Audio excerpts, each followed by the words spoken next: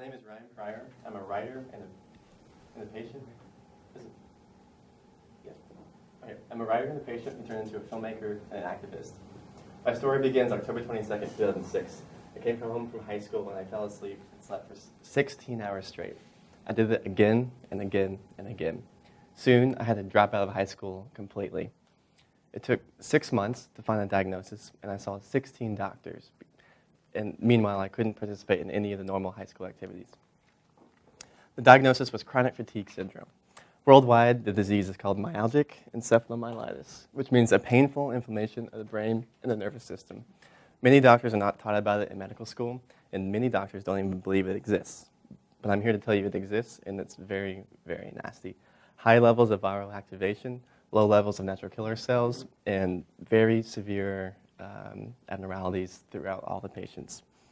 But it's very difficult to find a doctor who understands how to diagnose it, and very difficult to find someone who can treat it. I'm one of the few who's lucky enough to have found a doctor and who had a family who could support paying for treatments that weren't covered by insurance. And when those treatments actually worked for me. As much as I can praise my doctor and my family, however, my presence here on this stage today could just be dumb luck. No one really knows why some people with ME/CFS improve. Some estimates say the recovery rate is 5 to 10%, and some patients I know believe that I'm in that 5 or 10%. But we really don't know. And I don't always feel like I'm recovered because I take 20 pills a day, I give myself a shot once a week, and I give myself an IV treatment every month. So I was writing for USA Today, and I shared my story in an op-ed. I had no intention to become an advocate, but something pulled at me to tell a story that no one else, I thought, could tell. The response to that story changed my life. It went viral. People were writing in the comment box on the USA Today article talking about how they were thinking about committing suicide because the disease was so severe. The pain was horrible, but the lack of recognition from society was even worse. So I had one foot in the world of the healthy, and I had one foot tapping very, very impatiently in the world of the sick. And if treatments don't improve, I'm sad to say that I'll never have a cure, let alone most other patients.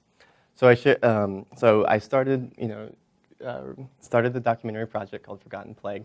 The story has never really been about me. It's been about the people who are housebound. It's been about the people who are bedbound, about the people who can no longer eat solid food. It's about the people who can't live their lives in complete darkness because they can't tolerate even the smallest amount of light. It's about the people who have lost their ability to speak. People with my disease sometimes lose their ability to speak entirely.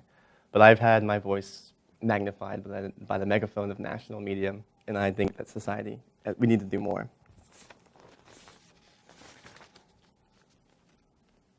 This is a patient named Whitney Defoe. He lives in Palo Alto, about a mile from here. His father is Ron Davis, a professor of medicine or genetics here at Stanford, and is one of the people that helped create the Human Genome Project. They have access to some of the best doctors in the world who treat ME/CFS here at Stanford. But Whitney has lived the last year and a half. He hasn't spoken a word in the last year and a half. He hasn't left this room in the last year and a half. And we learned recently that he would have to receive all of his nutrients only through an IV port in his arm like that. Stories like Whitney's are the ones that matter most. And this is why I believe this is one of the great underreported medical stories of our time. It's inexcusable that the disease can be so severe, and yet 1 million Americans have it, and 20 million people worldwide suffer from it. And the NIH only supports $5 million a year in research. We have to change that. So we're doing a down payment to start changing that. This is our film will debut in 2 weeks at the Chinese Theater in Hollywood. This is the same theater where Star Wars and Wizard of Oz also debuted. The film, the debut will mark the beginning of the End ME/CFS project, which will be led by Whitney's father, Ron Davis. It features 2 Nobel laureates on its scientific advisory board. One of those is Jim Watson, who won the Nobel for discovering the structure of DNA. So how does this relate to medical education in the new millennium?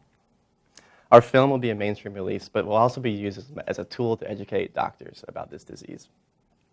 William Osler is one of the great scholars of medical education, and he talks about the incredible importance of just listening to patients.